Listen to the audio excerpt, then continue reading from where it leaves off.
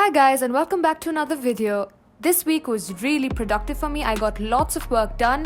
On Monday, I started off my day with studying for my second biology midterm, which is actually a core class that I'm taking at NYU if you guys didn't know already.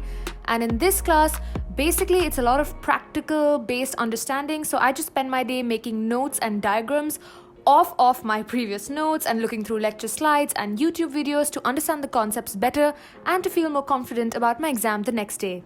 I usually never make plain paper notes and I never sort of write everything down to summarize it and make diagrams, but I was watching this other YouTuber the previous day and I felt really inspired to try this new technique of note-taking because I'm very particular about the note-taking methods that I use, and I just wanted to try something new, and I think it was pretty cool, but for now I'm just gonna stick to my methods because I feel that they are more handy and useful for me.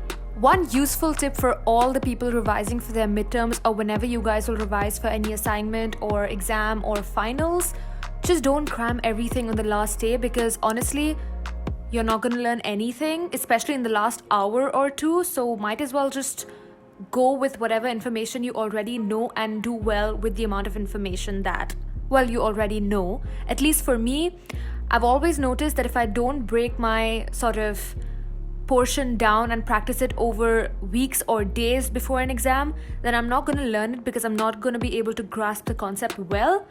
And like I've mentioned in my previous videos, I usually like to revise right after my lecture, at least write down all the notes so that I actually remember what I learned when I sit down and revise for my finals. After taking a break and having meals and spending time with my family, I had my first lecture of the day. It was at 6:30 in the evening because, as you guys already know, I am an international student studying at NYU, and since I'm taking all my classes on Zoom, I have to comply by the US time zone rather than the India time zone, which I have gotten pretty familiarized with, and so I'm not cribbing about it.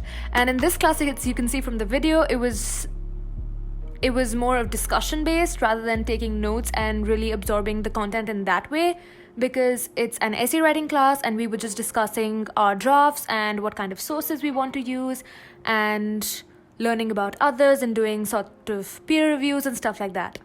Since I didn't have much homework from the essay class, I decided to go back to biology and revise for my midterm tomorrow. I followed the same note-taking practice that I was practicing earlier in the day, and honestly, it was getting quite frustrating because, again, as you guys know, I am not at all a science person, but I just really believe in trying hard and doing the best that you can. Even if you don't want to do something, well, you know, if you just have to do it because it's a requirement, might as well put your effort in and live guilt-free and regret-free because you know that you tried your best and that hard work pays off. Well, ultimately, but it will. Just, you know, if you do good, good will come to you. This has become really philosophical, but I hope you guys get the point. And the final culmination of all my biology notes for the day. So this is me preparing for my Literature and Society in the Middle East class, which takes place at 12:30 in the morning. It's a very interesting class because it's very discussion based, but I also know that I will be asked to talk, like the professor will make sure that all of us get a chance to talk, or rather are sort of, you know, dragged into talking, but I don't really mind that because it's a literature based class, as I said. And so because I do the readings at least 1 week or 2 weeks prior, I do remember the main novel, like the main arguments, but I don't remember every detail. So I just like to go through some of the notes that I made and some of the questions that I might have that I can ask during our lecture. And I sort of do that for like a good 20 minutes before lecture actually starts. So this week in lecture on Monday, we spoke a lot about Muslim women and their choice to wear a veil and how this policy is viewed in different countries, and we looked at multiple perspectives, particularly from 3 well-known authors and their works and their essays and their books. And one of the books I also decided to use for some of my other assignments in very different classes, which I think is the beauty of this liberal arts education because I can connect the dots in very different classes. Like one of my classes is a linguistics and philosophy class, and I can sort of draw connections between this class, which is completely literature based in particular relation to the Middle East, to a philosophy class. Like, just the fact that I can connect my readings and my understanding and what I learned from the professors in one class to other classes is something that I find really fascinating and really useful, because that's what education is supposed to do. It's just not there to teach you XYZ, but it's also there to help you understand the world and look at it with a broader perspective. This was a pretty tense sort of day for me because I had my midterm today, so I spent a lot of my afternoon and morning, actually mornings don't exist for me anymore, but afternoons, just revising and going through all my notes. Same thing as yesterday, looking at videos, looking at my lecture slides, but not really going through every single thing, just making sure I know everything, because I don't like to cram in a lot of information, even revise a lot of notes right before an exam. I think that just stresses my nerves way too much, so I just don't like to think of the exam as much as I can before I actually go and give it. I should mention this, I usually never freak out before an exam. I'm usually always calm, not stressed. However, when it comes to the sciences or subjects that I think I'm not good at, then obviously I will be a little more scared. Now, if this exam was a literature exam or a history exam or anything like that, I would not be scared at all, because I know I've done the material, I've studied, I will do my best, and I know that I am quite good at those subjects. However, when it comes to subjects that I think I'm not good at, then for those exams, no matter how much I study and no matter how much I tell myself that, you've done your best, there's an inside Nandini that always tells this other Nandini that, that you need to be scared at least a little bit, because, oh my God, what if you fail? And I don't think that's a mindset that any of you guys should adopt, because it is very demeaning to yourself, and you guys should never do that. You guys should always believe in yourself, and it's obviously easier said than done, but believing in yourself and just keeping calm is so very important, because ultimately at the end of the day, nobody else is going to do the work for you, and nobody else is going to believe you and push you to do work, because that's something that only you can do. Yes, of course, you can be inspired by other people, and that's a great thing. I get inspired by one person every single day, like even if it's in the smallest of things, like picking up a wrapper from the ground, I will get inspired by someone, and I always like to look at the bright side of people. But you need to understand that getting inspired and actually putting all that inspiration to work, that's something that only you can do, and you should do, because getting inspired is just not for getting inspired, it's for also adapting and learning those things that make you value another person in your life. After my exam got over, I had a lecture of my text and ideas class called What is Meaning? And we have this ritual where we have to submit a question every single week to our preceptor. So my preceptor is Gabriel, so I have to submit a question to him regarding any of the concerns that I have with the course material or anything that I wish to debate or explore further. And it's funny because it's just one question, but every single week, at least for the past month or so, I spend about 2 hours coming up with that question. I guess I'm just not good at coming up with questions, or at least deep, elaborate questions. And I also spend way too much time looking at the readings again, because I read them once before our lecture, then I understand them during the lecture. Then if I have any questions, I go back to the readings and I, look through them again. And it's not just I'm like scrolling through them, I will read the whole thing again. But thankfully the readings for this lecture are not very long. But yes, so I do spend a lot of time after the lecture going through the readings again, and then I sit down with my grand mapping plan, because I'm a visual learner. I can't really, think of questions, at least deep, intriguing questions, without arrows and marks everywhere and like sticky notes flying through my rooms. It doesn't happen. So I sit down and I make this whole flowchart of what kind of questions I might want to ask, so that I can limit it down, because sometimes I have way too many questions and obviously nobody has got the time to answer every single question. So I just try to limit it and make the questions broad enough so that we can discuss them and have them answered in our recitation, which is a discussion sort of class where we discuss our readings, as I've mentioned in some of my previous videos. And after that, I basically type it all on a Google Doc that I have, which has the storage of all my previous questions, and then I just have to submit it to Gabriel. After my lecture got over, I decided to work on an assignment from the same lecture. This assignment is very interesting to me because I am writing a play instead of writing an essay. And if you guys don't know already, I absolutely love writing plays.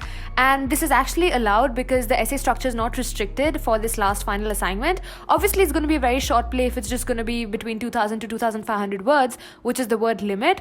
But hopefully, I can do it. I'm linking Muslim women today to Medea, who's a very old Greek sort of fictional or non-fictional, that's debatable, sorceress. And oh my god, I know if you guys don't know the context, it's pretty hard to understand why and how I'm linking these two very different sets of people.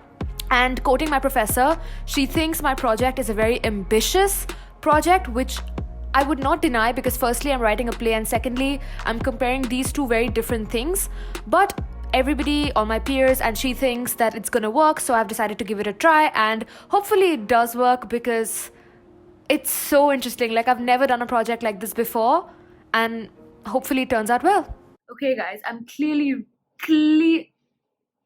I apologize for my air conditioner, which just is behaving like, I don't know, like what? And like, just like, I think it's really old. I don't even know. Actually, it's not that old. Okay, let's stop. Okay, I get distracted really easily. Anyways, I'm so psyched right now because I just had a very good class. I know that sounds really geeky, but like this class always puts me in a good mood. It's called Literature and Society in the Middle East, and it's a very discussion-based class. Like normally, what you would expect was the professor puts up some slides or has a whiteboard or something, talks, and we take notes without digesting any of the things that they're saying, and then go back and revise for like another 2 hours to actually understand what the professor said. In this class, like some of my classmates and I were just talking in one of the breakout rooms today, it's very good because it's a very interactive class, so it's really discussion based and we get to debate and we get to hear different opinions, and obviously we also get to know what the professor is saying and everything, and we have slides and everything. But a great proportion of the class is discussion based, which I think is superb, especially if you're discussing literature, because it's not like there's no set criterion for literature where X equals Y. You can't do that. Everybody looks at a work in different ways, and just let literature be. That's what I like about literature. You know, it's so free flowing. It's allows you to think in various directions, and I'm a pretty creative, like the creative side of my brain is better, I feel, than my logical side. So obviously I would prefer classes like this, and that's why I'm looking to declare a major in dramatic literature as one of my majors as well. Coming to the office hour that I had after that, it was pretty short. It was what, like 10 minutes, because it was just to discuss our grades and where we stand in our class and, you know, how we can improve and stuff like that. And I got my first midterm grade of this particular course. I got a 25 out of 30. She gave me a 95%, and I was really happy. And she told me where I could improve in terms of streamlining my arguments and stuff like that. We also talked about, like, we have these weekly responses, like we read one novel and then she has like a reading response question and then we answer them on our class's website. And she talked about those. She said that I look like a pretty genuine person who's trying to debate my side, and I always provided arguments with the correct citations and page numbers, so all that was good. So I was happy. I mean, I still am happy. I was just talking to my parents. I was really psyched. I was just telling them, even though it's 2 a.m, I was literally so happy that my dad woke up at 2 a.m. to check if I was okay, you know, and why I was hyperventilating so much. And it's just, yeah, I'm happy. This is the best piece of news I've heard this whole week. And I think stuff like this also sort of motivates you to do better in this class and your other classes, because you already have that sort of motivation that you've done well and that you can keep doing well, because you have to work hard. I mean, the best thing you can do is just try your best. And okay, thank you for coming to my TED Talk. I don't know how all conversations become like this. I guess it's because I'm talking to a camera and I'm not really getting a reply for any of this. But all in all, I had a pretty decent day, and I'm gonna do some more editing now before I go to sleep. And I will probably see you guys tomorrow. Bye for now.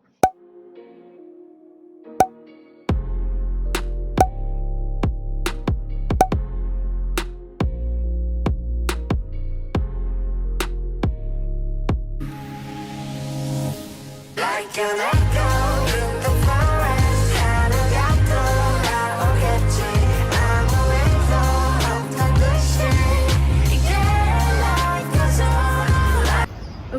I'm currently headed to a coffee shop to do some work. I just needed a change of place and I felt like I needed to be outside, and hopefully I can take my lesson there, and I will catch you guys soon.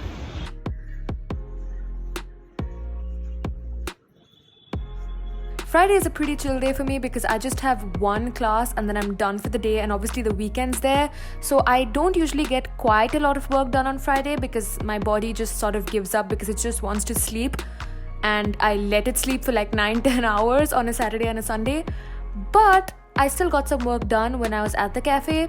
I firstly attended my lecture, and hopefully I will attach clips of me awkwardly answering in class. And I just worked on the assignment from the same class and submitted it. So it was still a pretty eventful day.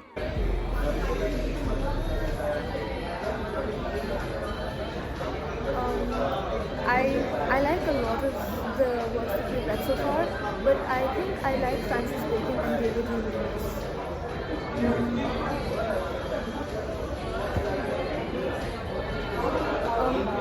Just because they presented their arguments in a very compelling manner for me, and I never learned to think like that. Like at first when I read them, I was opposed to their idea, but when I tried to understand it better through the recitations and the lectures, I actually became for them and for their ideas.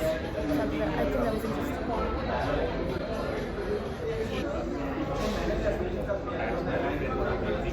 I think they could be performatics to a certain extent, but not really, because the machine is not doing the action because it wants to, it's just being directed to do so, and because of the whole coding thing, it's just doing it as an act of what it's supposed to do, like it's not wanting to do it, that intention is not there, I think.